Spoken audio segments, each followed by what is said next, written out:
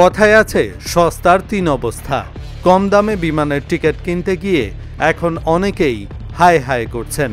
হঠাৎ করেই বন্ধ হয়ে গেছে online travel agency flight expert.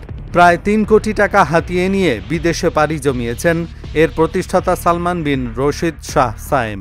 এর সঙ্গে প্রতিষ্ঠানটির ঊর্ধ্বতন কয়েকজন কর্মকর্তারও জড়িত থাকার অভিযোগ রয়েছে।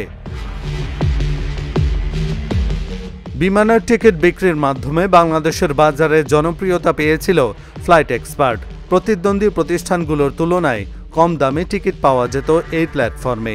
এক পর্যায়ে ভ্রমণ সংক্রান্ত প্রায় সব ধরনের সেবা, যেমন হোটেল বুকিং, ট্যুর প্যাকেজ সেবাও নিয়ে আসে ফ্লাইট এক্সপার্ট।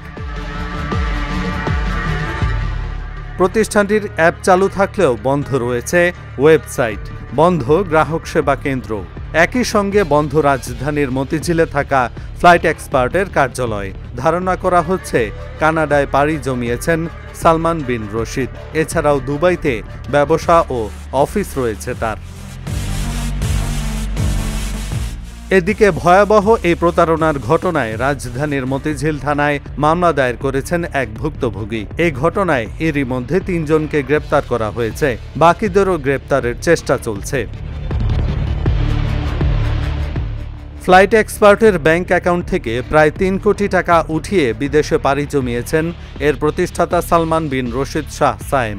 তার সঙ্গে প্রতিষ্ঠানটির বিভিন্ন বিভাগের প্রধান হিসেবে দায়িত্বরত কর্মকর্তারাও রয়েছেন। এহসানুল হক, ঢাকা জার্নাল।